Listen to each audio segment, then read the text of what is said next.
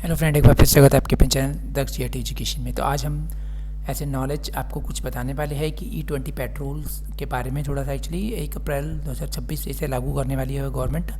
तो इसके बारे में थोड़ा सा समझ लेते हैं, इसकी कुछ आपको कि है क्या और क्या इसके हमें फ़ायदे होने वाले या क्या हमें नुकसान हो सकते हैं या कुछ ऐसी प्रिकॉशंस जो आपको हमेशा रखनी चाहिए ध्यान में।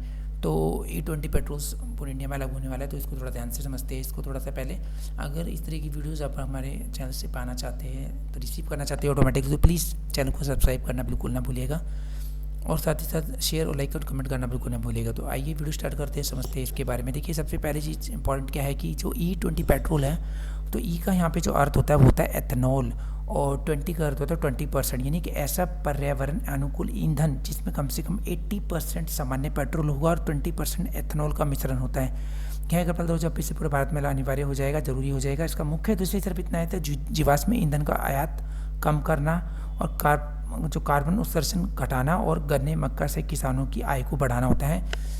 तो इसमें ये होता है E20 पेट्रोल का अर्थ एक्चुअली। और अब इसको समझते हैं थोड़ी सी, इसकी कुछ हम कि इसे लोग किस किस नाम से जानते हैं। एक्चुअली भारत में कम से कम इसे जो है ना 20% इथेनॉल मिश्रित पेट्रोल, यानी कि 20% एथेनॉल ब्लेंडेड पेट्रोल के नाम से भी जाना जाता है, और हम इसे E20 फ्यूल के नाम से भी जानते हैं, और इसे हरित ईंधन के नाम से भी जाना जाता है, यानी ग्रीन फ्यूल। तो ये एज ए बेसिक नॉलेज आपको पता होना चाहिए कि हम एक्चुअली E20 पेट्रोल को हम 3 नामों से एक्चुअली जानते हैं, वो ये 3 नाम होते हैं। अब बात कर लेते हैं इसकी हम कि इसकी फ़ायदे क्या है। देखिए, सबसे पहला तो एक तो ये लेस पोल्यूशन, ये बहुत ही कम प्रदूषण करता है, क्योंकि ये हानिकारक जो उत्सर्जन पैदा करता है, इसलिए ये पर्यावरण के लिए बेहतर होता है, कम। ओके।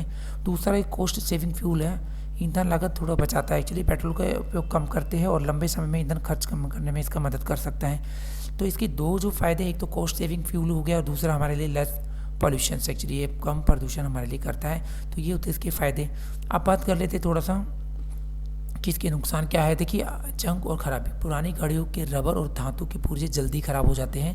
तो जो पुरानी धातु से बने हुए होते हैं, हमारी जो पुरानी गाड़ी होती है, उसमें थोड़ी सी प्रॉब्लम हो सकती है, तो उसमें थोड़ा सा आपको थोड़ा ध्यान रखना होगा। दूसरा, माइलेज में कमी, सामान्य पेट्रोल की तुलना में 2 से 5% तक की इसमें कमी हो सकती है।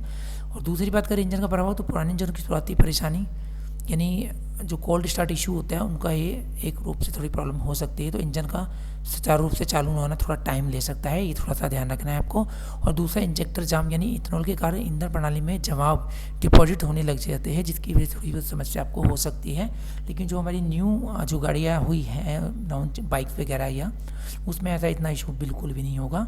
अब बात कर लेते हैं थोड़ा सा कि क्या आपको सावधानियाँ बरतनी चाहिए। देखो, थोड़ी सी पहले सावधानी की बात कर लेते हैं कि 2023 के बाद की बनी जितनी भी E20 कंपैटिबल गाड़ियाँ हैं पूरी तरह सुरक्षित है, उनको कोई प्रॉब्लम नहीं आने वाली। लेकिन जो पुरानी गाड़ी जैसे BS4 या BS6 फेज़ 1 में आती है, उनके थोड़ी बहुत समस्या आ सकती है।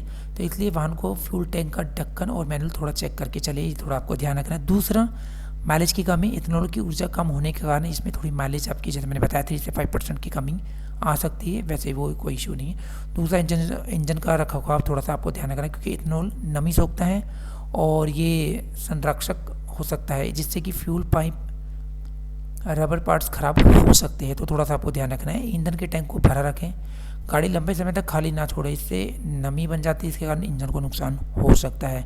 और पावर में बदलाव, शुरुआती पिकअप थोड़ा देर में हो सकता है या हिचकिचाहट से थोड़ी महसूस हो सकती है आपको फर्स्ट टाइम यूज़ करने में, तो आपको लगेगा थोड़ा सा, मैंने आपको थोड़ी सी आदत हो जाएगी जब इसे आप यूज़ करेंगे। दूसरा, सर्विसिंग, पुरानी गाड़ियों में एथेनॉल प्रतिरोधी स्पेयर पार्ट्स जैसे सील और गैस्केट का उपयोग करें जितना भी हो सके, तो ये थोड़ा आपको थोड़ा ध्यान रखें। तो ये इसकी कुछ खास प्रिकॉशंस थी, थोड़ा ध्यान रखना है। तो मतलब डरे नहीं, सिर्फ तैयार रहिए। तो ये कुछ प्रिकॉशंस को रखते हुए आप अपनी गाड़ी को प्रॉपर तरीके से चला सकते हैं। लेकिन हाँ, थोड़ा सा ध्यान रखना, जो पुरानी एक्टिवा जैसी गाड़ियाँ या बहुत पुराने मॉडल्स हैं, उनको आप अपने मैकेनिक से दिखा सकते हैं और उनके कुछ स्पेयर पार्ट्स को बदलवा के आप नॉर्मल इसे चला सकते हैं। तो कोई डरने वाली बात नहीं है बिल्कुल भी ऐसी। तो इस तरीके की नॉलेज और ज्ञान के लिए हमारे चैनल को सब्सक्राइब करना बिल्कुल ना भूलें। Thank you very much and have a nice day.